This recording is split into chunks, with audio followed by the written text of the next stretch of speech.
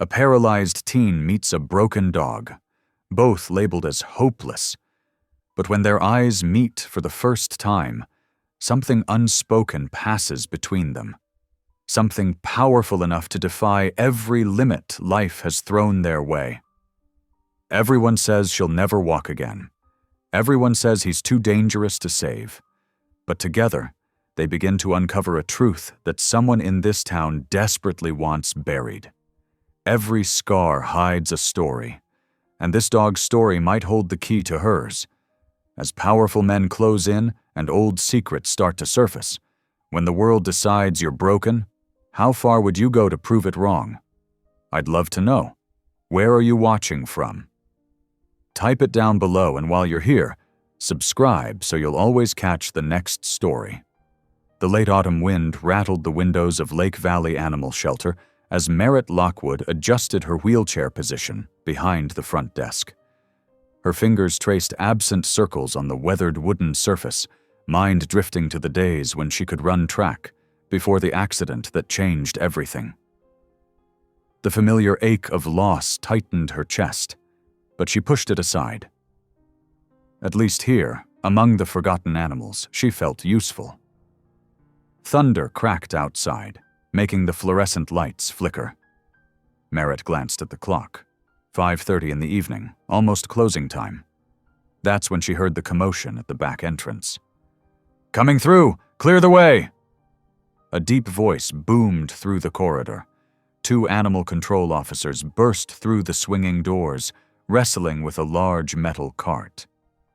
Merritt's breath caught as she saw what lay inside. A German Shepherd mix, heavily sedated, its brindled coat matted and scarred. What grabbed her attention wasn't just the missing back leg, but the bright red tag attached to its collar. Dangerous. "Where do you want this one, Merritt?" Officer Martinez asked, his uniform soaked from the rain. Merritt wheeled herself closer, studying the dog's face. Despite the sedation, his amber eyes were alert, tracking her movement. "What happened to him?" Martinez shook his head. "Three-legged menace named Torque. Been bounced between shelters for months. Last place said he attacked a handler. Can't risk adopting him out anymore." Merritt's heart sank as she recognized what the red tag meant. Euthanasia by morning. She'd seen it before, but something about this dog made her pause. "He doesn't look dangerous to me." "Don't let looks fool you," the second officer warned. "He's got a history." Merritt wheeled herself even closer, ignoring their concerned looks. The dog's eyes followed her, but instead of aggression, she saw something familiar in them. Pain, fear, and a fierce determination to survive. Just like what she saw in her own mirror every morning. "Hey there, buddy," she said softly, reaching her hand towards the cart. Both officers tensed. "Merritt, don't," Martinez started. But something extraordinary happened. As Merritt's eyes met Torque's, the dog's rigid posture relaxed. His tail, previously tucked tight, gave a tentative wag. She extended her hand further, and Torque stretched his neck to give it a gentle lick. "Well, I'll be damned," Martinez muttered. Merritt felt a connection spark between them. 2 beings the world had labeled as broken. "He's not dangerous," she declared firmly. "He's just scared and hurt, like anyone would be." "Merritt, honey, I know you want to help, but the paperwork's already filed. He's scheduled for tomorrow morning." Martinez's voice was gentle but firm. She shook her head, a familiar stubbornness rising in her chest. "No, I won't let you put him down." "Merritt, look at him." She gestured to Torque, who continued to watch her with those intelligent eyes. "He needs a chance, just like I did." The officers exchanged uncomfortable glances. They'd known Merritt since before the accident, had watched her fight her way back from those dark days. Martinez sighed, running a hand through his gray-streaked hair.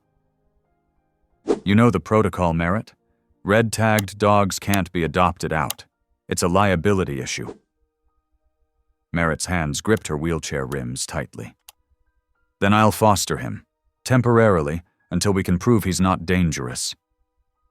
Your father would never allow it, the second officer pointed out. Merritt's jaw set in a determined line. I'm 17. Dad can't control everything in my life forever. She wheeled herself behind the cart, positioning herself between Torque and the officers. Please, give him 24 hours. That's all I'm asking. Thunder rumbled outside as Martinez studied her face. He'd known Merritt since she was a little girl, had watched her determination on the track field, and later, during her rehabilitation. That same fire burned in her eyes now. 24 hours, he finally said, holding up a warning finger. But if there's any sign of aggression, any at all— There won't be, Merritt promised, relief flooding through her. She turned back to Torque, whose tail wagged slightly faster. You hear that, boy? You've got a chance. As if understanding, Torque lifted his head and let out a soft whine. Merritt reached through the cart's bars again, this time letting her hand rest gently on his scarred muzzle. His fur was rough but warm, and she felt some of the tension leave his body at her touch. I'll need to call my father, she said, not taking her eyes off Torque. And we'll need to figure out transportation. I can help with that, a quiet voice offered from the doorway. Merritt turned to see Evren Cole, the shelter's part-time tech volunteer, standing there with his laptop bag slung over his shoulder. His dark curls were damp from the rain, glasses slightly fogged. Evren, I didn't know you were still here. He pushed his glasses up nervously. I was updating the website. I heard everything. He stepped closer, studying Torque with genuine interest. I think I could modify one of the transport harnesses to work with his 3 legs, make it easier to move him. Merritt felt a surge of gratitude. Evren had always been kind to her, never treating her with the pity she got from most people in town. That would be amazing, but first— She pulled out her phone, taking a deep breath. First, I need to convince my dad. As she dialed, Merritt kept one hand on Torque's fur. The dog leaned into her touch, as if lending her strength. She knew the conversation ahead wouldn't be easy. Her father had become fiercely protective since the accident, trying to shield her from any possible harm.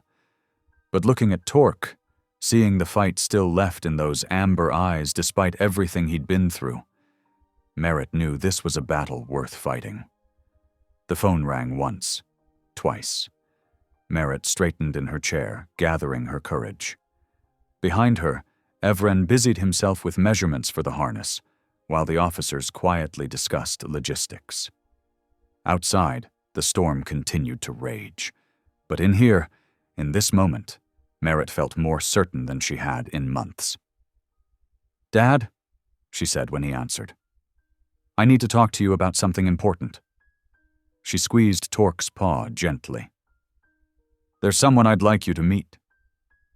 The warmth of Torque's fur under her fingers gave her strength as she began to explain, knowing that this moment marked the beginning of something significant, not just for the dog everyone had given up on, but for herself as well. In each other's broken pieces, they had found something whole. Hope. Rain drummed against the shelter's roof as Merritt spoke, her voice growing stronger with each word.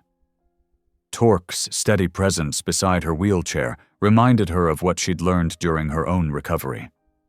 That sometimes the hardest battles were fought not against the world, but against the limits others placed upon you. And like Torque, she wasn't ready to give up fighting. Merritt's fingers trembled slightly as she ended the call with her father. It hadn't gone well, but she'd expected that. She tucked her phone away and turned to face Officer Martinez, who was still hovering uncertainly near Torque's cart. I need the 48-hour rehabilitation hold forms, she said, her voice steady despite her racing heart. Martinez shifted uncomfortably. "Merritt, you should know. I already signed up as a shelter volunteer months ago," she pressed on. "I'm qualified to file for a rehabilitation assessment." "It's not that simple," a new voice cut in. Dr. Nadine Haller strode through the shelter doors, her dark braid damp from the rain, and her worn barn jacket speckled with water droplets. The veterinarian's expression was grave as she approached Merritt's wheelchair. "Dr. Haller," Merritt acknowledged, "I didn't expect to see you here so late." "I got a call about a red-tagged dog." Nadine's eyes moved to Torque, who watched her warily from his cart. "And about who was trying to save him." Merritt lifted her chin. "Then you know why I can't let them put him down." Nadine crouched down, beside Merritt's wheelchair, lowering her voice. "Listen to me carefully. Silas Bragg personally ordered this dog's destruction. He's claiming Torque attacked someone at the quarry." Merritt's stomach clenched. Everyone in town knew Silas Bragg's word was practically law. The quarry owner employed half the county and had the other half in his pocket. But something about this didn't add up. If Torque attacked someone, where's the report? The bite assessment? Merritt challenged. "We both know there's a protocol for dangerous dogs." "Merritt." Her father's voice echoed from the doorway, making her jump. Cole Lockwood stood there, still in his work clothes, worry etched deep in his features. "Please don't do this." "Dad." "You've been through enough this past year," he continued, moving to stand beside her wheelchair. "We both have. The last thing we need is trouble with the Braggs." Merritt looked from her father to Torque, who had pressed himself against the bars of the cart to be closer to her. His amber eyes held such intelligence, such quiet dignity despite his scars and missing leg. How many others had given up on him, just like so many had written her off after the accident? "I'm not looking for trouble," Merritt said softly. "But I won't let them kill him without cause." She turned to Martinez. "The forms. Please." The officer hesitated, then nodded slowly. He retrieved a clipboard from the front desk and brought it over. Merritt took it with steady hands, though her heart pounded as she read through the rehabilitation hold agreement. Merritt. Dr. Haller's voice was gentle but urgent. "Think about what you're doing. Silas Bragg isn't someone you want as an enemy." "I'm not trying to make enemies," Merritt replied, already signing her name on the bottom line. "I'm just trying to do what's right." Her father ran a hand through his graying hair, a gesture she recognized from countless worried conversations over the past year. "Honey, I know you want to help, but what, Dad? Should I just let them kill him because someone powerful said so, without even giving him a chance?" Merritt's voice cracked slightly. "Is that what you would have done if the doctor said I was too broken to bother with after the accident?" The words hung heavy in the air. Cole's face softened with pain and understanding. He knew exactly why this mattered so much to his daughter. He'd watched her fight through months of rehabilitation, refusing to give up even when others thought she should. 48 hours? Merritt continued more quietly. "That's all I'm asking for. A chance to prove he's not what they say he is." Thunder rumbled outside as Cole studied his daughter's face. Finally, he sighed. "You always were stubborn as a mule." He turned to Dr. Haller. "What exactly does a rehabilitation assessment involve?" The veterinarian explained the process, while Merritt handed the signed forms back to Martinez. She could feel the weight of what she'd just done settling over her. By signing those papers, she'd officially opposed Silas Bragg's wishes, something few people in town dared to do. As the others discussed logistics, Merritt wheeled herself closer to Torque's cart. The shepherd mix watched her with those knowing eyes, his tail giving a slight wag as she approached. "Let me help you get him settled for the night," Everin offered quietly, appearing at her side with the modified harness he'd been working on. Merritt smiled gratefully at him. In all the drama, she'd almost forgotten he was still there. Together they carefully transferred Torque from the cart to one of the larger kennels. The dog moved stiffly but cooperatively, leaning against Merritt's wheelchair for balance when his 3 legs wobbled. Once inside, he turned in a careful circle before settling onto the thick blanket Everin had laid out. "I'll stay with him tonight," Merritt announced. "Just in case." "Merritt," her father started to protest. "I'll keep an eye on them both," Dr. Haller cut in. "I need to monitor his condition anyway, and I have paperwork to catch up on." She gave Cole a reassuring nod. "She'll be safe with me." After several more minutes of discussion and worried looks, the others finally left. Martinez locked up for the night, leaving Merritt, Dr. Haller, and Torque alone in the quiet shelter. Rain continued to drum steadily on the roof. Merritt wheeled herself into Torque's kennel, positioning her chair so she could reach through the bars to touch him. The dog immediately scooted closer, pressing his scarred muzzle against her hand. "What happened to you?" she whispered, running her fingers gently over his healed injuries. "What did they do to make them want to destroy you?" Torque's only response was to lean more heavily against her touch, his eyes drifting closed. Merritt studied his face in the dim light, the missing patches of fur that had grown back silver instead of brown, the notched ear, the faint line of an old wound along his jaw. Whatever his story was, it had left its marks. "I won't let them hurt you," she promised softly. "We broken ones have to stick together, right?" From her desk across the room, Dr. Haller watched the quiet interaction with thoughtful eyes. She'd known Merritt since she was a little girl running track meets, had treated her family's pets for years. The accident had changed so much about the teenager, but that core of quiet determination remained unchanged. Merritt settled more comfortably in her wheelchair, keeping one hand on Torque's fur. The storm outside grew stronger, but inside the shelter, a different kind of force was building. The strength of 2 wounded souls finding purpose in each other's fight for survival. As the night deepened, Merritt kept her vigil. She knew that tomorrow would bring new challenges. Silas Bragg would not be happy when he learned of her interference. But looking at Torque's peaceful face as he slept beside her wheelchair, Merritt felt no regret. Some battles were worth fighting, no matter the cost. Dr. Haller worked quietly at her desk, the scratch of her pen and the soft sound of rain creating a gentle backdrop to Merritt's whispered promises to the dog who had chosen to trust her. Together, they waited for morning and whatever it might bring. The morning sun streamed through the shelter windows as Merritt wheeled herself into the training area. Her heart beat faster with anticipation. This was their first real training session, and she wanted to prove to everyone, especially Dr. Haller, that she hadn't been wrong about Torque. "Okay, boy," Merritt said softly, reaching into her pocket for the treats Dr. Haller had provided. "Let's show them what you can do." Torque sat beside her wheelchair, his amber eyes focused intently on her face. His 3-legged stance was steady now, having adjusted to the missing limb long ago.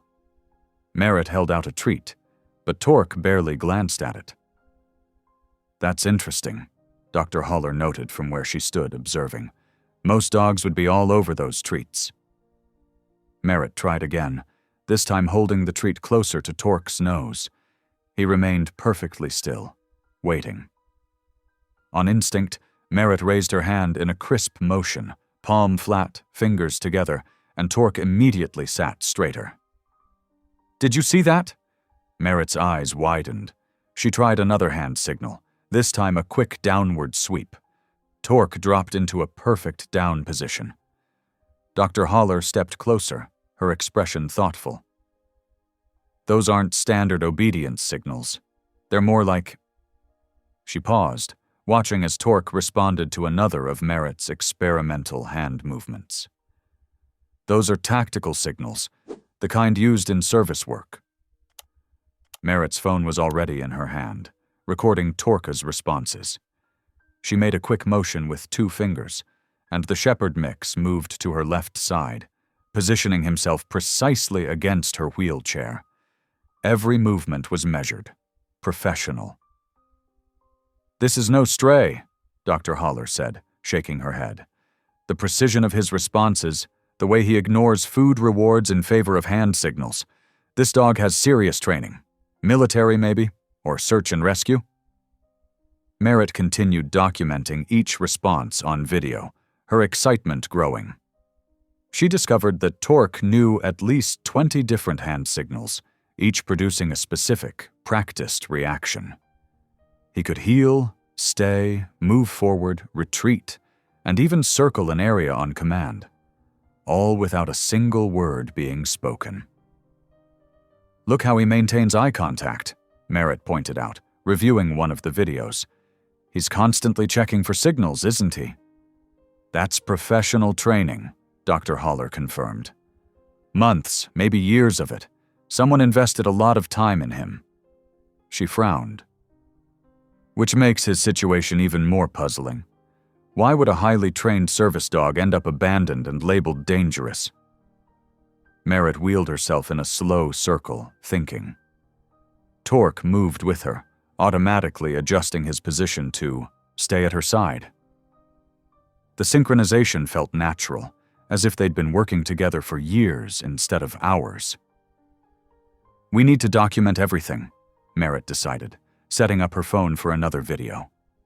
"Every command he knows, every response. Maybe it'll help us figure out where he came from." They spent the next 2 hours cataloging Torque's abilities. The dog never tired or lost focus, executing each command with military precision. Merritt felt her own energy rising with each successful interaction. This wasn't just about saving a dog anymore.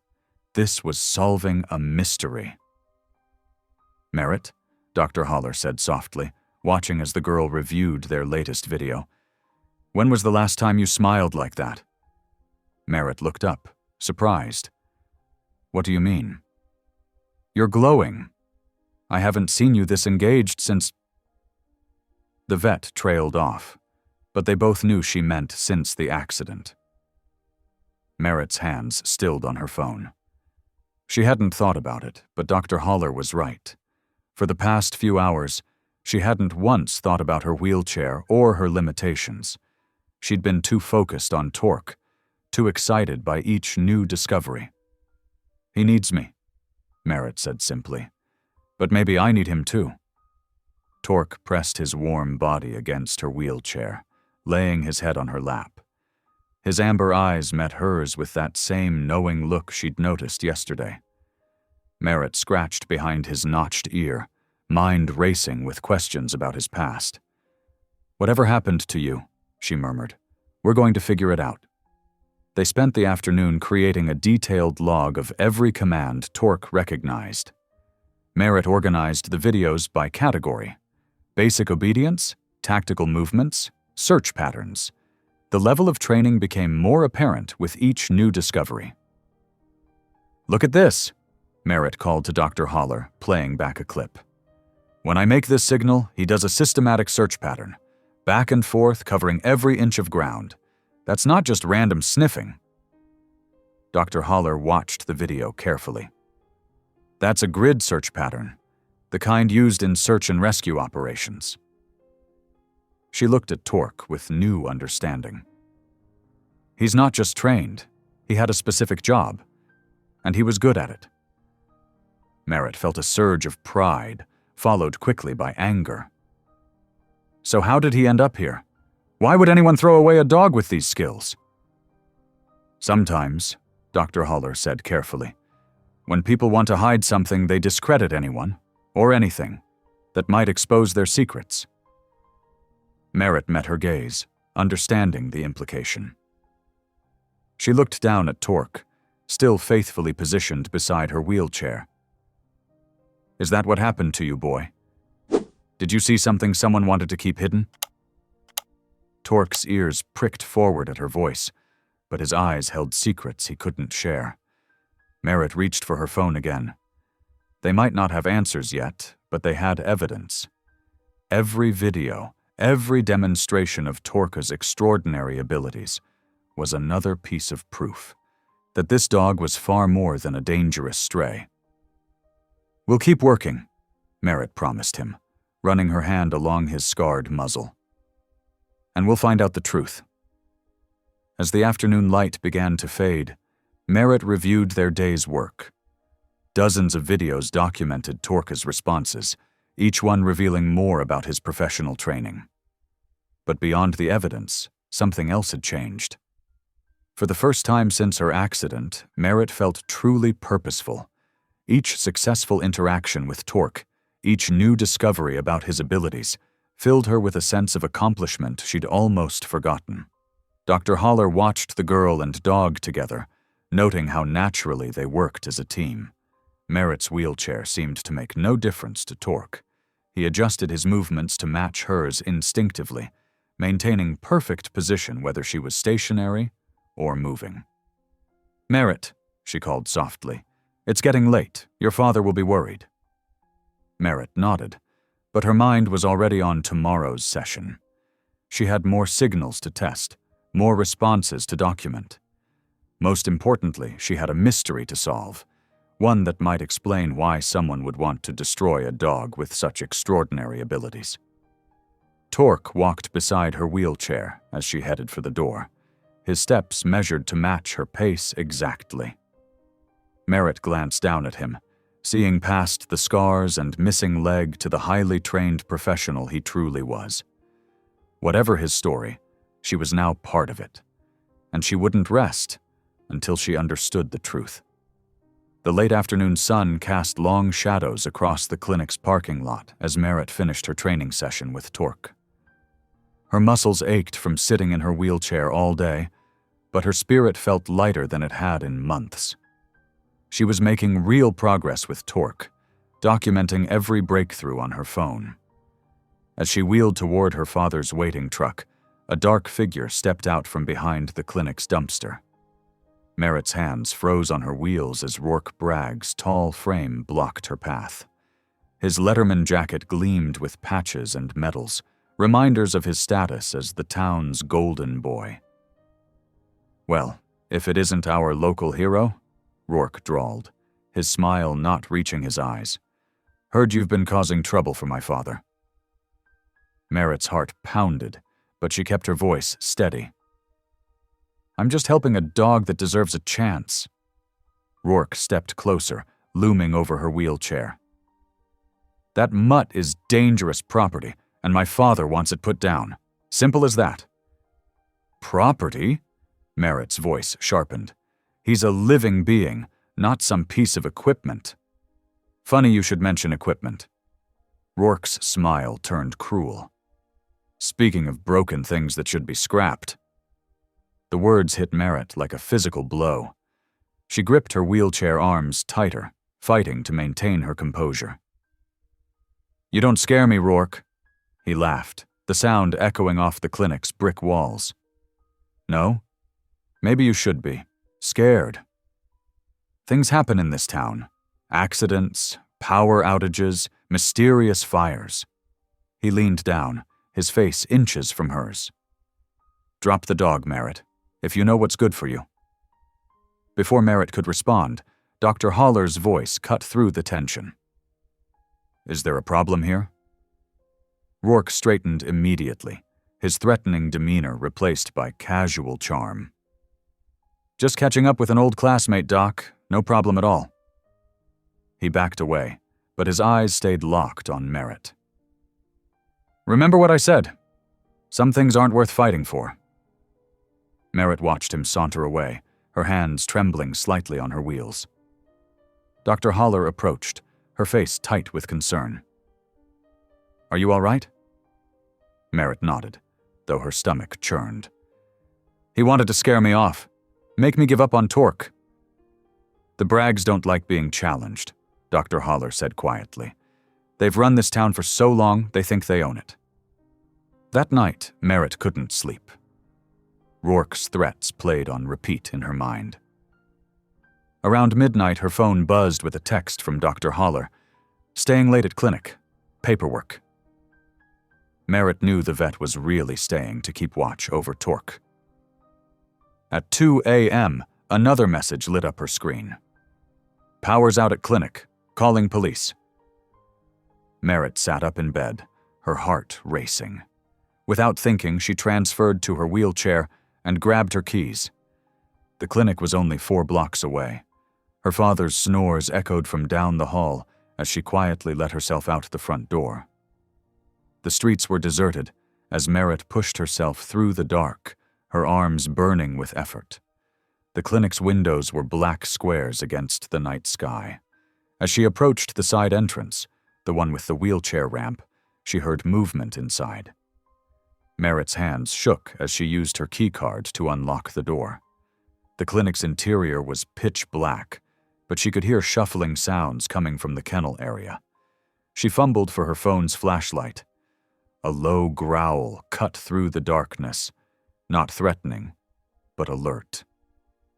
Torque. He must have gotten out of his kennel somehow. Merritt felt him brush past her wheelchair, positioning himself protectively in front of her. His 3-legged stance was rock steady. "Who's there?" Merritt called out, her voice stronger than she felt. Something crashed in the darkness. Footsteps pounded toward the back exit. Suddenly, the lights blazed back on, temporarily blinding her. When her vision cleared, Dr. Haller was rushing toward her, followed by 2 police officers. "Merritt, what are you doing here?" The vet looked both angry and relieved. "I couldn't stay home when I knew Torque was in danger." Merritt reached down to scratch the dog's ears. He remained alert, watching the officers sweep the building. "Back door was forced," one officer reported. "Whoever it was, they're gone now." Dr. Haller's face was grim as she surveyed the scene. "They wanted to scare us. Show us what they're capable of." Merritt watched Torque doing his own inspection of the clinic, moving systematically through each room as if searching for lingering threats. His training was obvious in every measured movement. "Well, they failed," Merritt said firmly. "If anything, this proves we're onto something. Why else would they go to such lengths to stop us?" Dr. Haller sighed heavily. "Merritt, the Braggs are powerful enemies. This isn't just about saving one dog anymore." "It never was." Merritt looked at Torque, who had returned to his guard position beside her wheelchair. "He knows something, doesn't he? Something they don't want getting out?" The vet was quiet for a long moment. "I've suspected for years that Silas Bragg's quarry operation isn't as clean as he claims. Safety violations, environmental concerns, but no one's ever been able to prove anything. And Torque? He's trained in search and rescue. If he was involved in some kind of incident at the quarry..." Dr. Haller let the implication hang in the air. Merritt watched as the police finished their investigation, knowing their report would probably be buried like so many others that challenged the Braggs. But tonight had changed something. The threat was real now, but so was her resolve. "They think they can scare us away," Merritt said quietly, running her hand along Torque's scarred back. "But they don't understand. We're not broken. We're survivors. And we're not backing down." Dr. Haller looked at the girl she'd watched grow up, seeing past the wheelchair to the strength within. "No," she agreed. "We're not backing down. But we need to be smart about this. Careful." The night's events had made one thing crystal clear. Merritt and Torque weren't just fighting for his survival anymore. They were challenging a powerful family's control over their town, and the Braggs had shown just how far they would go to maintain that control. As Merritt waited for her father to pick her up from the clinic, she watched Torque patrolling the perimeter, his movements precise and purposeful.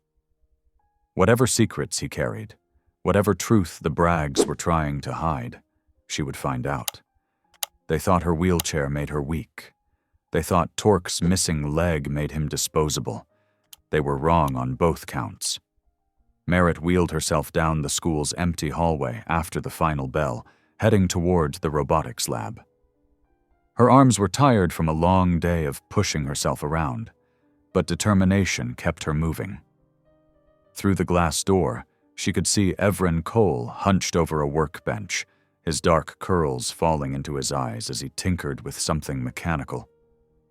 She knocked softly on the doorframe. "Hey, Everin?" He startled, nearly dropping his screwdriver. "Oh, Merritt, hi." His fingers fidgeted with his glasses, pushing them up his nose. "I didn't expect... what brings you here?" Merritt wheeled closer, noticing the detailed sketches spread across his workspace. "I heard you're the best at building things. I need help with a project, something important." Everin's eyes lit up with interest, though he tried to hide it. "What kind of project?"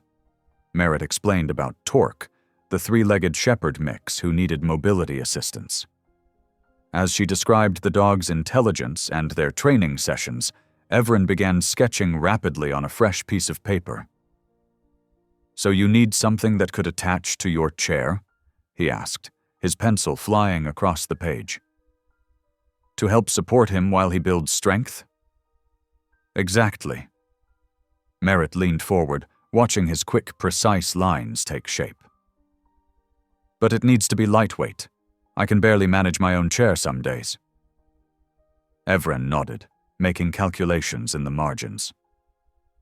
"We could use aluminum tubing, strong but light, maybe a quick release mechanism here." He pointed to his drawing, "so you can detach it easily if needed." For the next hour, they brainstormed designs. Merritt found herself smiling more than she had in months. Everin's enthusiasm was contagious, and he treated her wheelchair as just another engineering challenge, not something to pity. "I can have a prototype ready by Friday," he said finally, gathering his sketches. "My dad's a welder. He'll let me use his shop after school." "Thank you, Everin. This means more than you know." He blushed slightly. "It's nice to build something that really matters, you know? Not just robots for competitions." Over the next few days, Merritt split her time between training Torque and visiting Everin's workshop. The rig began taking shape, a clever arrangement of adjustable supports that would help Torque move alongside her chair without straining either of them. Dr. Haller visited during one of their work sessions, examining the design with professional interest. "This is impressive," she said, testing the strength of a joint, "and it could help other disabled animals too." "That's what I was thinking," Everin said eagerly. "We could modify it for different sizes, maybe even make a version for cats." Merritt watched them discuss possibilities, feeling a warm spark of hope. These people weren't afraid to stand with her, despite the Braggs' influence over the town. When she told her father about the project that evening, she expected resistance. Instead, Cole Lockwood was quiet for a long moment. "You're really serious about this dog, aren't you?" he asked finally. Merritt nodded. "He deserves a chance, Dad, just like I did after the accident." Cole ran a hand through his graying hair. "I've got some tools in the garage that might help. And my truck, if you need to transport anything." Merritt felt tears prick her eyes. "Really?" "I'm still scared for you, baby girl," he admitted. "But maybe being scared isn't a good enough reason to stop living." The next afternoon, they tested the completed rig at the clinic. Torque watched calmly as they attached the lightweight frame to Merritt's chair. Dr. Haller supervised while Everin made final adjustments. "Okay, boy," Merritt said softly. "Let's try this. Out." She guided her chair forward slowly. The support harness took some of Torque's weight, helping him maintain balance without restricting his movement. His 3 legs found their rhythm, matching Merritt's pace perfectly. "Look at that," Dr. Haller breathed. "He's moving like a trained service dog." They did several laps around the clinic's back lot, Merritt and Torque working together like they'd been partners for years. When they finally stopped, Everin was beaming with pride. "It works!" he exclaimed, "and the quick-release mechanism functions perfectly." Merritt reached down to scratch Torque's ears. "We make a pretty good team, don't we, boy?" Dr. Haller stepped forward, her expression serious. "Merritt, I think it's time I told you something. I've been doing some research on Torque's background, his training patterns, the way he responds to commands. They match protocols used by wildfire search and rescue teams." Merritt felt her heart skip. "Search and rescue?" "Yes. And there was an incident at Bragg's quarry last summer, right before your accident. A fire and explosion that was quickly covered up. No official investigation was ever conducted." The implications hung heavy in the air. Merritt looked at Torque, remembering how he reacted to Rourke Bragg's presence. "You think he was there? That he knows what really happened?" "I think that's exactly why the Braggs want him destroyed," Dr. Haller said quietly. "But we need proof, and we need to show the town who Torque really is before they can stop us." Merritt straightened in her chair, determination settling over her like armor. "Then that's what we'll do. Together." She looked around at her unlikely allies, the brilliant, awkward teenager who built her solutions instead of offering pity, the principled veterinarian who chose truth over safety, her father, finally letting go of fear to support her fight, and Torque, standing steady beside her chair, ready to face whatever came next. They weren't just trying to save one dog anymore. They were standing up to the powerful family that had controlled their town through money and fear for too long. Merritt knew the fight ahead would be hard, but for the first time since her accident, she felt truly strong. Because strength, she was learning, wasn't about running fast or standing tall. It was about having the courage to move forward, even when the path seemed impossible. And she wasn't moving forward alone anymore. The morning of the county fair dawned bright and cool. Merritt watched volunteers setting up folding chairs in neat rows near the demonstration area, her heart pounding. Dr. Haller stood beside her, checking Torque's harness one final time. "Remember," the vet said quietly, "we're not just showing them a trick dog. We're showing them what partnership looks like." Merritt nodded, adjusting her light jacket. The fairground was already filling with townspeople, many casting curious glances their way. She spotted familiar faces from the high, school, former track teammates who hadn't visited since her accident. Their awkward waves made her stomach clench. Everin appeared, carrying his tablet. "Everything's ready. I've got 3 camera angles set up to record the whole thing." Merritt reached down to scratch Torque's ears. The shepherd mix sat calmly beside her chair, seemingly unbothered by the growing crowd. His presence steadied her nerves. "There's already more people than I expected," Cole said, walking up with programs to hand out. His worried eyes scanned the gathering crowd. "Good," Merritt said firmly. "More witnesses." She heard murmurs ripple through the audience as Silas Bragg's gleaming black SUV pulled into the parking area. The quarry owner stepped out, his silver hair catching the morning sun. His son Rourke followed, wearing his signature smirk. Dr. Haller touched Merritt's shoulder. "You ready?" Merritt took a deep breath and nodded.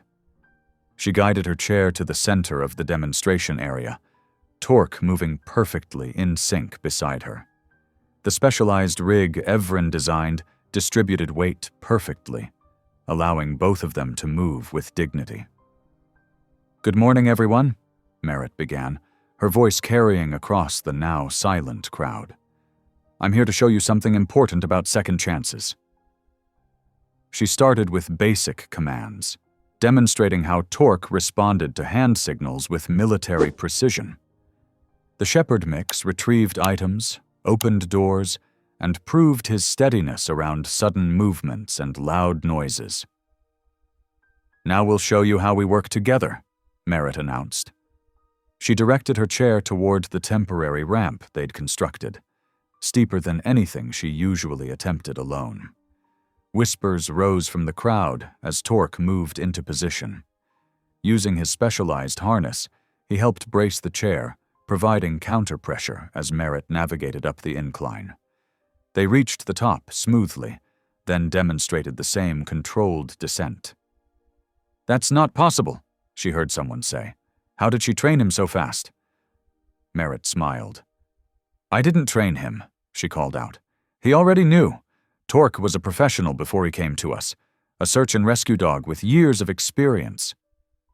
She noticed Silas Bragg shift uncomfortably at those words. His son's smirk had vanished.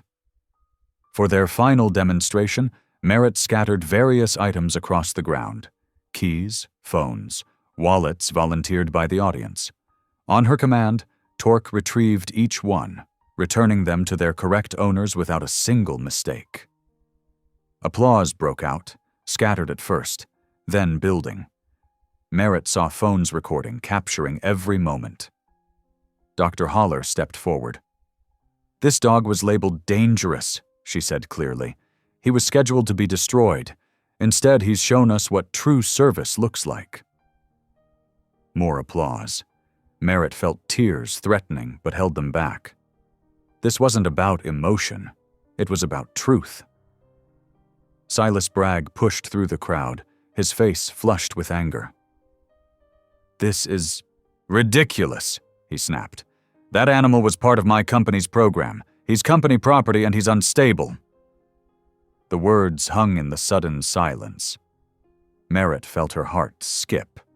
Bragg had just confirmed Torque's professional background. "Your company's program?" Dr. Holler asked innocently. "I wasn't aware Bragg Quarry had a canine unit. When did that start?" Bragg's face darkened further. "That's not... I mean, the dog was written off as a stray," Rourke cut in quickly. "Dad, let's go." But the damage was done. Merritt saw people typing on their phones, sharing videos and comments. The truth was spreading, impossible to contain. "Thank you all for coming," Merritt said into the awkward silence. "Torque and I just wanted to show you what's possible when you look past labels and give someone a real chance." The crowd began dispersing, but many people lingered to ask questions or pet Torque. Former classmates approached Merritt with genuine interest instead of pity. Even Mrs. Chen from the grocery store, who usually avoided eye contact, came to congratulate them. "You did it," Evren said excitedly, showing Merritt the view counts already climbing on the videos he'd posted. "People are sharing these everywhere." Merritt watched Silas Bragg storm to his vehicle, slamming the door so hard the SUV shook. Rourke lingered behind, his cold eyes fixed on Merritt with naked hatred. "This isn't over," he mouthed, before following his father. Cole wrapped an arm around Merritt's shoulders. "I'm proud of you, baby girl. But maybe we should head home now." Merritt nodded, suddenly exhausted. The morning's victory felt real, but fragile. She'd exposed a crack in the Braggs' carefully maintained facade, and she knew they wouldn't forgive that. Dr. Holler helped pack up their equipment, while Evren continued monitoring the online response. Merritt couldn't stop watching Torque, who maintained his alert but calm demeanor through everything. "You knew, didn't you?" she whispered to him. "You knew how important today was." The Shepherd mix pressed against her chair, his amber eyes meeting hers with that same steady intelligence that had first caught her attention at the shelter. As they left the fairground, Merritt felt something she hadn't experienced since her accident, a sense of purpose bigger than herself. She'd won this round not through force or money, but through truth and partnership. The The Braggs might have power and influence, but she had something they couldn't buy or intimidate away. Proof of their lies, growing stronger with every shared video and social media post. Her hands tightened on her chair's controls.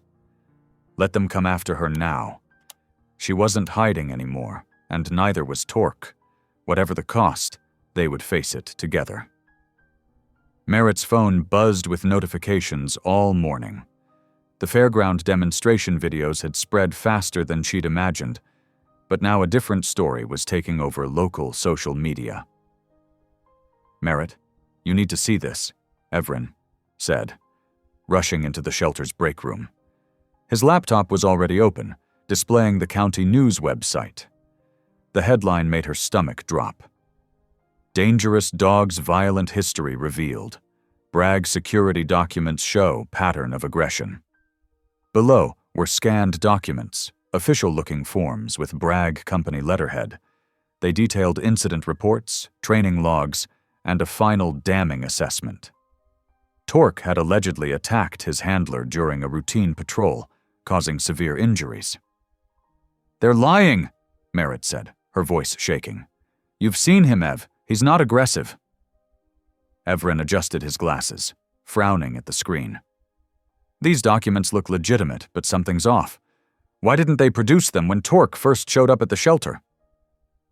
Dr. Haller burst through the door, her face pale. "The county board just called an emergency meeting. Bragg's pushing for immediate enforcement of the euthanasia order." Merritt's hands gripped her wheelchair's armrests so tight her knuckles went white. "When?" "Tomorrow morning. They're citing public safety concerns after these documents leaked." "Leaked?" Evren scoffed. "More like strategically released. This is a hit job."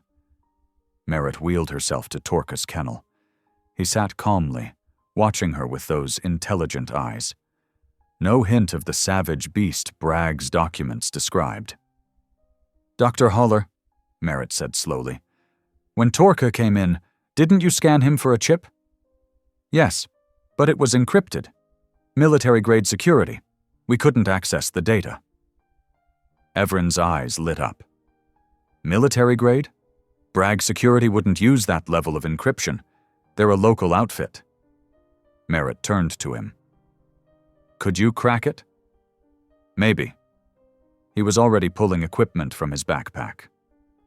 "But we'll need to be careful. If these files are military, accessing them could be illegal."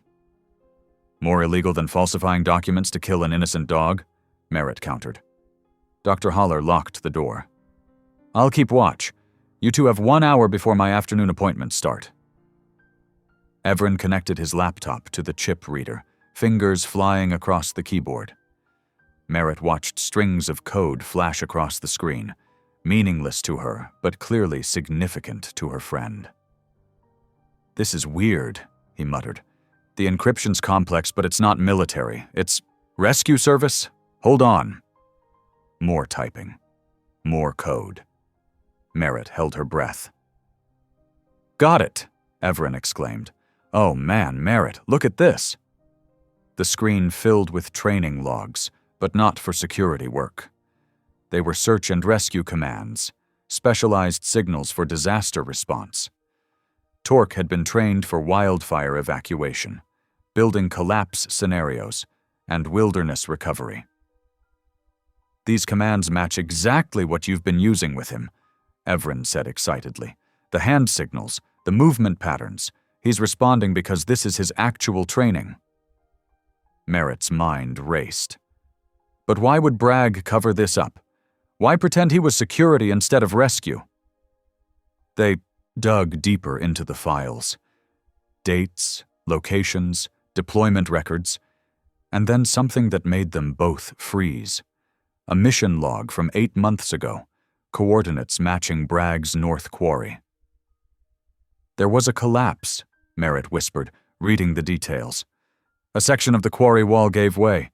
Torque and his handler were called in to search for trapped workers." Evren's face went pale as he scrolled further. "Merritt, the handler didn't make it. Another collapse during the rescue. But look at the timing. This was just 2 weeks before your accident with the gravel hauler. The implications hit Merritt like a physical blow. Both incidents at the same quarry, both involving structural failures, both covered up by the Braggs. A sharp knock made them jump. Dr. Haller slipped inside, locking the door behind her. Silas Bragg just pulled into the parking lot with the county inspector. Merritt quickly saved the files to a secure drive, while Everin disconnected his equipment. Through the window, they could see Silas's imposing figure approaching the clinic entrance, Rourke trailing behind him like a shadow. "What do we do?" Everin asked. Merritt's mind raced. The truth about Torque wasn't just about saving one dog anymore. It was about exposing years of negligence that had cost human lives. "Dr. Haller, can you stall them?" Merritt asked. "We need time to make copies of everything we found." The vet nodded grimly. 10 minutes, max. Be careful with those files, Merritt. The Braggs didn't just let that handler's death get buried. They made it happen. Merritt watched Dr. Haller leave to intercept Silas. Through the door, she could hear his booming voice demanding immediate access to review Torca's case. "Ev, send copies to every news outlet in the county," Merritt instructed, "and the State Rescue Service Board, everyone who might listen." While Everin worked, Merritt moved to Torca's kennel. The shepherd mix stood at attention, sensing the tension. "You were trying to save them, weren't you?" she whispered. "That's why they wanted you gone. You're proof of what happened in that quarry." Torque pressed his nose against her hand, eyes never leaving her face. In that moment, Merritt understood with perfect clarity. This wasn't just about redemption anymore. It was about justice, for Torque, for his handler, and for everyone else the Braggs had silenced. She heard Silas's voice getting closer, his footsteps heavy in the hallway. Everin gave her a thumbs up. The files were sent. "Whatever happens next," Merritt told Torque, "we're not backing down. You're not dangerous. You're a hero, and it's time everyone knew it." The door handle turned. Merritt straightened in her chair, facing it squarely. Let Silas come with his fake documents and threats. The truth was out now, spreading through the county's digital networks, impossible to contain. She thought of Torque's handler, who died trying to save others. She thought of her own accident, the questions she'd never dared ask. The door began to open, and Merritt felt no fear, only a calm certainty that had been building since the day she first met Torque's steady gaze. The real story was finally coming to light, and not even Silas Bragg could bury it again. Dr. Haller's voice carried through the opening door. "Mr. Bragg, I must insist you follow proper protocols." "Protocols?" Silas barked. "That animal is a threat to public safety. I have the documentation right here." Merritt exchanged glances with Everin, who nodded slightly. The files were safe, backed up in multiple locations. Now they just had to hold their ground long enough for the truth to spread. Torque stood quietly in his kennel, the perfect picture of calm control. Not a dangerous security dog, but a highly trained rescue professional who had witnessed too much. Merritt placed her hand on the kennel door, ready to face whatever came through that doorway. The truth about Torque wasn't just about saving one dog's life anymore. It was about exposing a pattern of corruption that had cost lives and shattered families. Merritt knew the fight was far from over, but for the first time since her accident, she felt truly unafraid. They had proof now. Real, undeniable evidence. And with every passing minute, that evidence was spreading further beyond the Braggs' reach. Merritt sat cross-legged on her bed, surrounded by the dusty contents of the box she'd labeled before. She hadn't opened it since coming home from the hospital 12 months ago. Her fingers trembled as she lifted out each memory. Her last track medal, a photo from the summer fair, the torn running shoes they'd cut off her that night. At the bottom of the box, wrapped in a blood-stained tissue, lay a bent metal whistle, the one she always wore during evening runs. The silver surface was scratched and dented, just like everything else from that night. Merritt held it up, studying how the impact had nearly folded it in half. "I can't believe I kept this," she murmured, turning it over in her hands. The chain was still intact, though stained dark with old blood. Without thinking, she brought the whistle to her lips and blew. The sound came out distorted, more like a strangled screech than a clear tone. From down the hall, Torka's reaction was immediate and devastating. The German Shepherd mix erupted into frenzied barking, followed by a series of high-pitched whines that Merritt had never heard from him before. She wheeled quickly to his kennel, heart pounding. Tork was pressed against the back wall, trembling violently. His amber eyes were wide with what looked like recognition and fear. "Hey, boy, it's okay," Merritt soothed, reaching through the bars. But Torka wouldn't come closer. He kept staring at the whistle in her other hand, whimpering.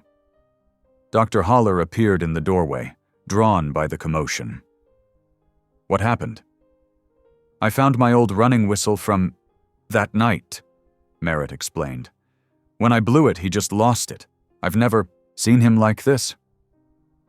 The vet's face went still. "The night of your accident. What time was it?" "Around 9:30. Why?" Dr. Haller pulled out her phone, fingers flying over the screen. "I keep digital copies of all regional rescue deployment logs. That night there was a search and rescue team doing a training exercise at the quarry." She looked up, eyes intense. "With their dogs." Merritt felt her chest tighten. "You think?" "Here." Dr. Haller turned her phone screen around. "Unit 4, Handler James Peterson, with K9 Torque, diverted from training exercise at 21:45 hours to respond to vehicle accident on Quarry Road." The words blurred as tears filled Merritt's eyes. "He was there. He tried to help me." "That must be why the whistle triggered him," Dr. Haller said softly. "Standard rescue protocol. Victims are taught to use whistles to signal their location." Merritt wheeled closer to Torke's kennel. "You heard me that night, didn't you, boy? You came looking for me." Torke inched forward, pressing his nose through the bars to touch her hand.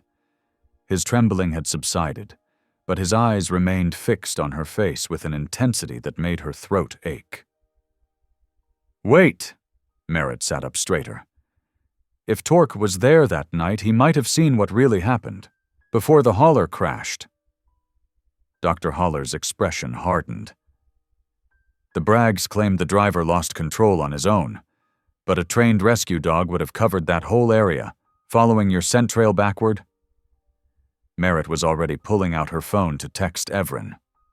Within 20 minutes, he arrived with his laptop bag, slightly out of breath. "I think I can help," he said, setting up his equipment. "The quarry uses surveillance drones for site monitoring. The footage gets archived on their cloud server." "Can you access it?" Merritt asked. Evren pushed his glasses up, a slight smile playing at his lips.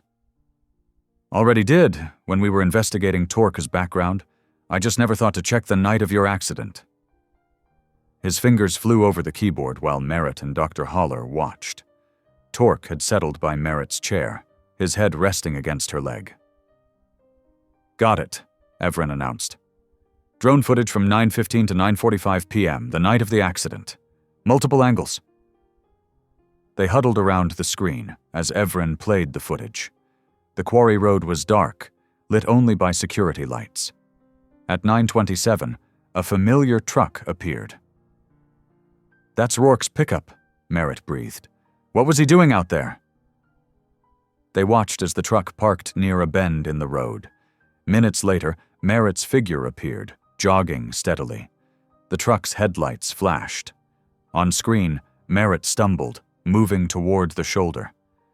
Then the gravel hauler rounded the curve. Dr. Haller grabbed Merritt's arm. The hauler swerved, not because the driver lost control, he was avoiding Rourke's truck. The crash happened in seconds. The drone's camera caught it all. The hauler, jackknifing, Merritt's small form thrown clear, Rourke's truck peeling away into the darkness. He blinded me with his high beams, Merritt whispered. On purpose, the hauler driver never had a chance to avoid me. Evren paused the footage. 20 minutes later, rescue units arrived, including Torque. Merritt reached for the dog's scarred head, remembering how he'd reacted to the whistle. You found me. You were trying to save me, and then the Braggs made sure you disappeared before you could show anyone what really happened. They buried the truth, Dr. Haller said grimly. Just like they buried what happened to Torque's handler at the quarry. The pattern keeps repeating. Merritt looked at the bent whistle in her hand, then at the loyal dog beside her, the one everyone had written off as dangerous. All this time, he'd been carrying the truth of that night, unable to tell it. Download everything, she told Evren. Every frame of footage. They can't bury this anymore. As Evren worked, Merritt leaned down to wrap her arms around Torque's neck. He pressed closer, his warm breath steady against her cheek. Thank you, she whispered, for trying to save me then, and for helping me find the truth now. Dr. Haller watched them with damp eyes. The Braggs won't take this lying down. When this evidence goes public. Let them come, Merritt said, straightening in her chair. She felt Torque shift beside her, alert and ready. We've got proof now. Real proof. And this time they can't make it disappear. She looked down at the bent whistle that had brought it all to light. Sometimes the smallest things, the ones you thought were broken beyond repair, turned out to be the keys to everything. Just like a certain three-legged dog everyone had given up on. The truth about her accident, about Torque, about all of it, it was finally coming together. Merritt felt a fierce surge of purpose, stronger than any fear. She had spent a year believing she was simply in the wrong place at the wrong time. Now she knew better. And she wasn't about to let the Braggs hurt anyone else. Merritt wheeled herself into her father's workshop, the drone footage weighing heavy on her phone. The familiar scent of sawdust and machine oil filled the air. Her father stood at his workbench, sanding down a cabinet door, his movements careful and precise. Dad, she said softly, we need to talk. Cole Lockwood set down his tools, turning to face his daughter. His eyes were tired, carrying the same worried look they'd held since her accident. What's wrong, sweetheart? Merritt took a deep breath. I know what really happened the night of my accident. We found drone footage from the quarry. She held up her phone. Rourke Bragg was there. He blinded me with his high beams, caused the hauler to crash. Her father's face went pale. He gripped the workbench behind him, knuckles white against the worn wood. The silence stretched between them, heavy with unspoken words. You knew, didn't you? Merritt's voice cracked. Or at least suspected. Cole sank onto his workstool, shoulders hunched. I heard rumors. The way Silas Bragg showed up at the hospital that first night, talking about settlements before you were even out of surgery. He ran a hand through his graying hair. But they own this town, Merritt. The police, the mayor's office, they're all in Bragg's pocket. So you just gave up? The words came out sharper than she intended. Let them get away with it? I was trying to protect you. Cole's voice rose, then fell again. You were hurt so badly. The doctors weren't sure you'd... He swallowed hard. I couldn't risk losing you completely. Not after your mother. Merritt wheeled closer, reaching for her father's trembling hands. Dad, I understand being scared, but letting fear stop us from doing what's right. That's exactly what gives the Braggs their power. What can we do against them? Cole asked, They've buried every complaint, every accusation for years. We have proof now. Merritt pulled up the drone footage, showing her father the damning sequence of events. And there's more. Dr. Holler thinks the road conditions that night weren't just bad luck. The quarry's been illegally dumping waste, making the roads dangerous. Cole watched the footage, his expression hardening. The number of accidents on those roads has gone up in the past few years. Everyone blamed it on increased truck traffic, but we need to investigate, Merritt said firmly. Dr. Holler knows where to look for environmental violations. Everin can help access records. But we need your help too, Dad. Your workshop, your tools, and most importantly, you. Her father stood, pacing the length of his workshop. Merritt watched him, remembering all the times he'd taught her to fix things here. Bikes, furniture, broken toys. He'd always said problems were just puzzles waiting to be solved. It's dangerous, he said finally. The Braggs won't hesitate to hurt anyone who threatens them. They already hurt me, Merritt replied quietly. They hurt Torque. How many others have they hurt that we don't even know about? She straightened in her chair. I'm done letting fear win. Cole stopped pacing, studying his daughter's face. She met his gaze steadily, letting him see the strength she'd found. Not despite her injury, but because of what she'd learned to overcome. Okay, he said at last. What do you need? Merritt smiled, relief and determination flooding through her. First, we need to set up a base of operations, somewhere the Braggs won't think to look. Within hours, Cole's workshop was transformed. Everin arrived with his computers and monitoring equipment, setting up in a corner. Dr. Holler brought maps of the quarry and surrounding roads, along with environmental testing kits. Merritt spread everything across her father's largest workbench, Torque, a steady presence at her side. The quarry's required to document all waste disposal, Dr. Holler explained, pointing to official routes marked on the map. But I've noticed their trucks taking different paths at night, especially in bad weather. Everin nodded, typing rapidly. Their official records show standard gravel and stone extraction, but satellite imagery shows way more material being moved than they're reporting. They're cutting corners, Cole added, his expertise in construction showing. Proper waste disposal is expensive, if they're dumping contaminated runoff on the back roads. It would explain the unusual wear patterns I've documented, Dr. Holler said, and the higher accident rates in wet weather. Merritt studied the map, her mind racing. We need samples from the road surface and soil around the crash site, and we need to track their trucks' actual routes. I can modify some traffic cameras, Everin offered. Set them up to record truck movements without being noticed. And I can run chemical analysis on the samples, Dr. Holler said. Compare them to EPA standards. Cole moved to his tool wall, selecting equipment. I know those roads well. I can help collect samples, make it look like routine road maintenance. Merritt felt a surge of pride, watching them work together. This was what standing up to bullies really meant. Not just one person being brave, but people joining together, each contributing their skills to uncover the truth. We'll need to be careful, she cautioned. Document everything. Back up all the evidence in multiple places. The Braggs will try to discredit anything we find. Already on it, Everin said, showing her his encrypted cloud storage setup. They won't be able to make this disappear. Dr. Holler laid a hand on Merritt's shoulder. You know this could get ugly. Once they realize we're investigating. I know, Merritt said firmly. But I'm not that scared girl on the road anymore. And we're not alone this time.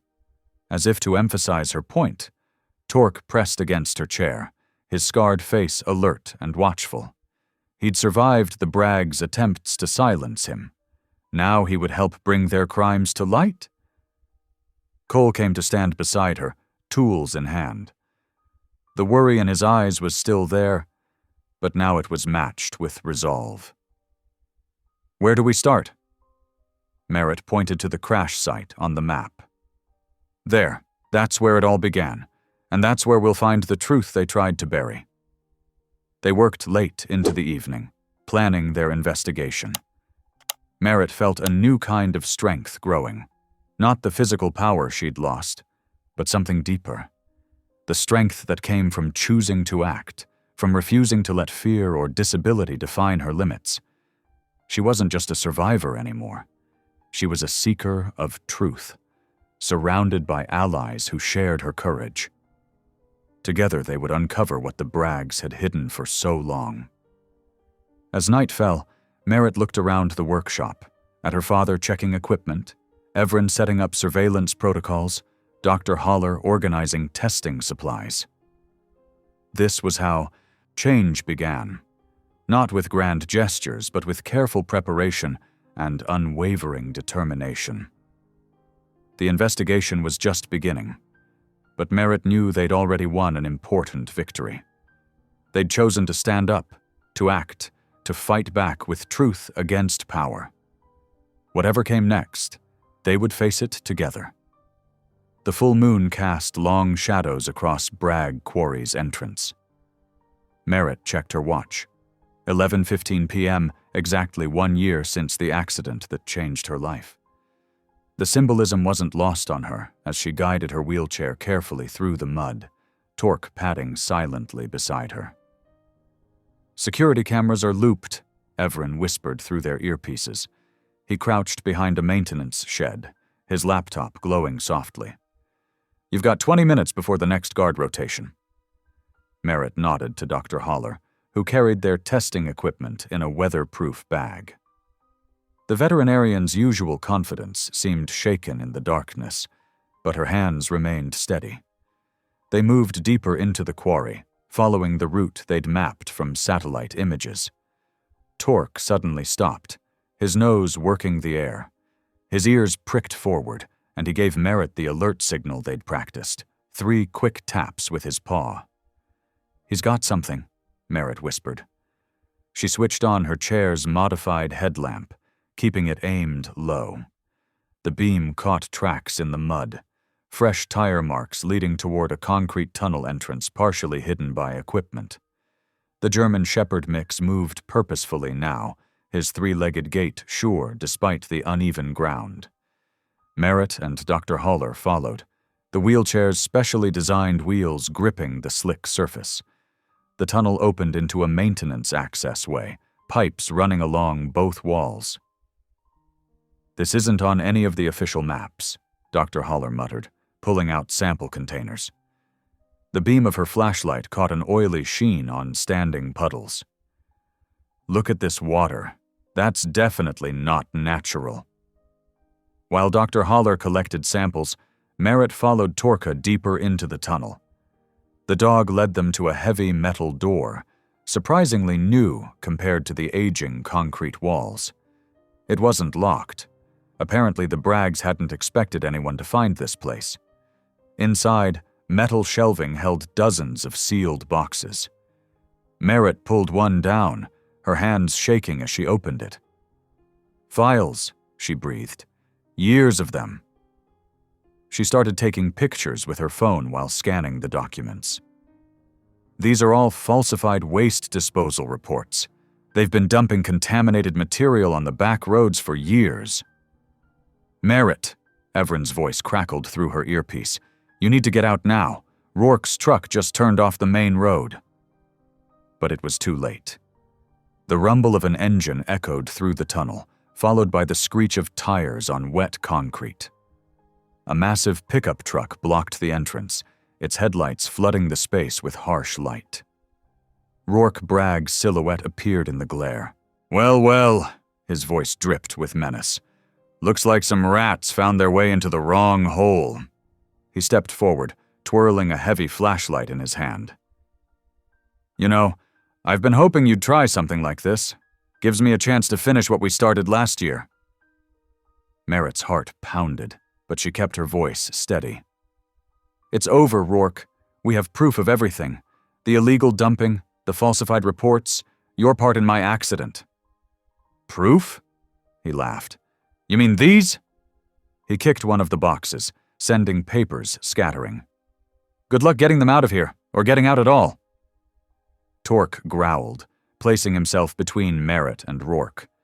The dog's scarred face showed no fear, only focused intensity. Dr. Holler clutched her bag of samples, slowly backing toward a side passage.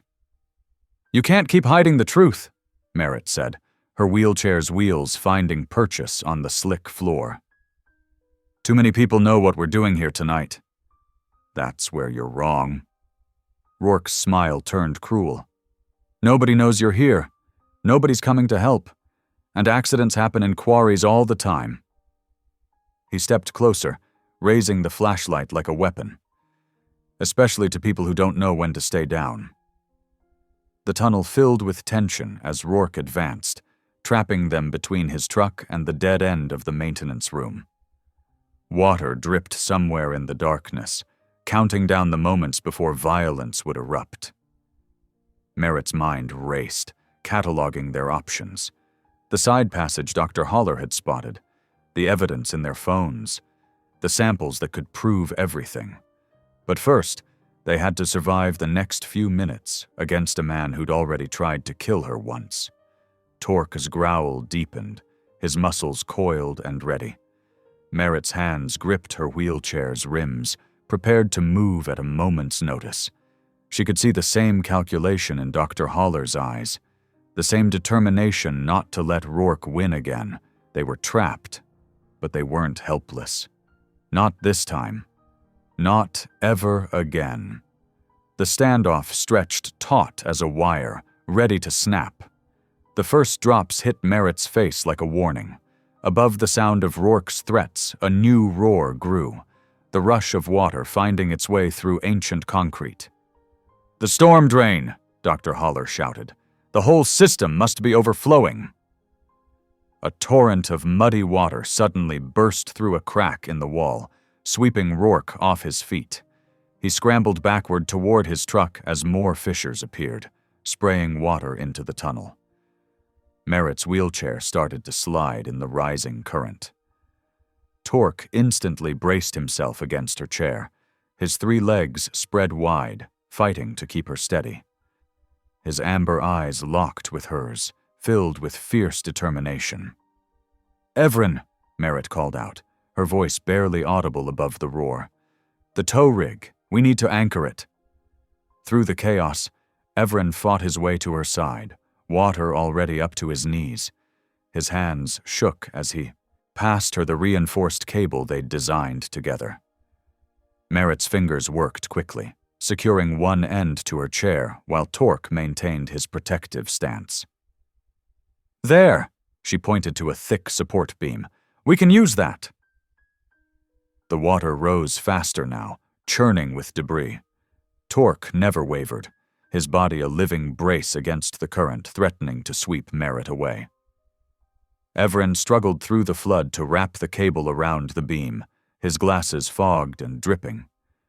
A familiar engine sound cut through the chaos, her father's truck.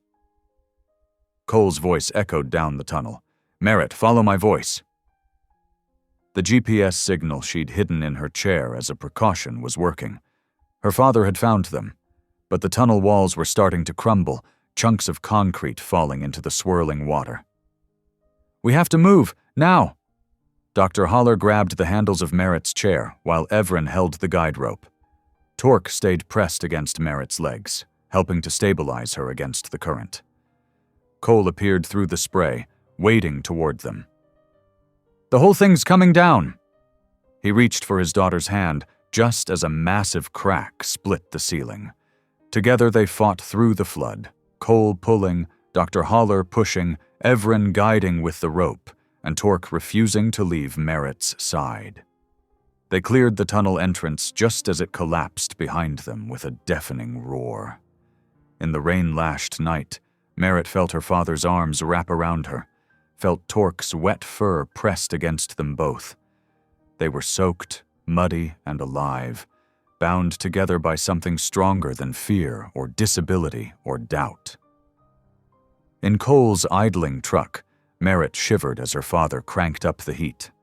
The storm hammered against the windows, but inside, a profound sense of relief settled over them all. Torque, still damp but alert, pressed close to Merritt's side in the back seat, his warmth a steady comfort.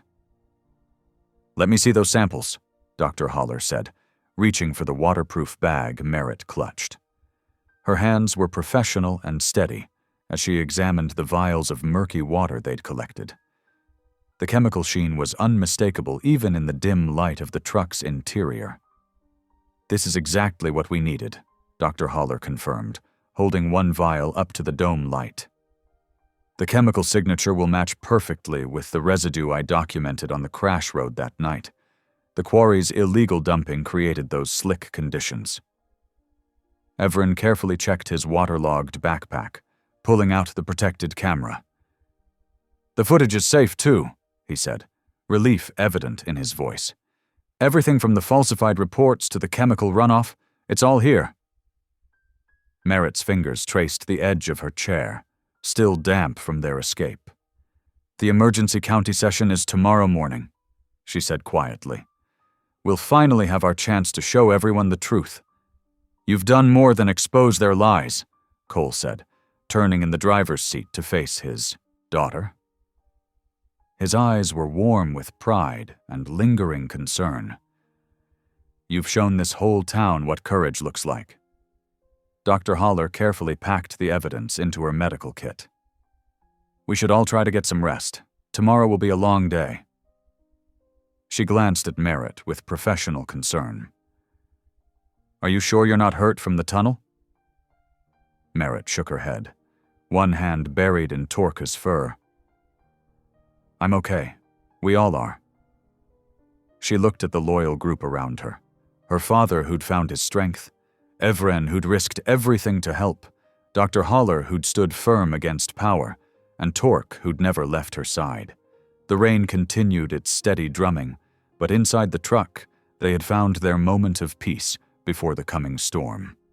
The truth they'd fought so hard to uncover was finally, irrefutably, in their hands.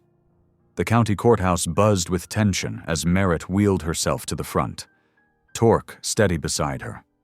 The morning light filtered through tall windows, casting long shadows across the packed room. Silas Bragg sat in the front row, his silver hair immaculate as always, wearing an expression of practiced disdain. "This is nothing more than teenage theatrics," Bragg announced, his voice carrying across the hushed chamber. "A misguided attempt at attention from a troubled young woman." Merritt's hands remained steady as she connected the laptop to the projector. The first images flickered onto the screen, security footage from the night of her accident. The silence deepened as everyone watched the gravel hauler skid on the chemically slicked road, the terrible moment of impact. Then came the new footage, Rourke's truck, captured by traffic cameras, speeding through the hazard cones just minutes before the crash.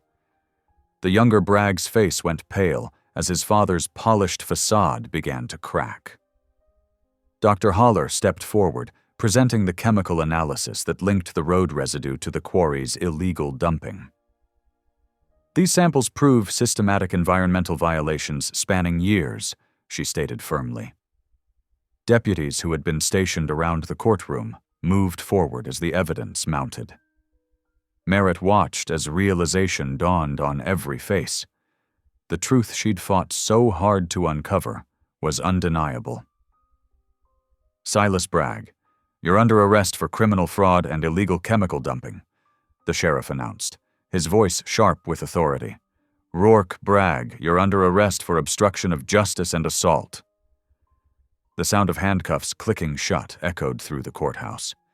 Father and son, who had wielded their power like a weapon for so long, were led away in silence. The corrupt empire they'd built crumbled in the face of one girl's unwavering courage. Merritt felt Torque's solid presence against her leg as she watched justice finally prevail. The truth had come to light, not through force or fear, but through determination, and the strength of those who chose to stand together against corruption.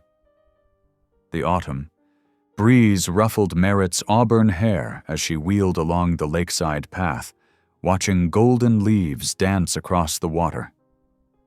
Torque moved in perfect sync beside her, his service dog vest gleaming with newly earned certifications. The path, once a source of nightmares, now felt like a victory lap.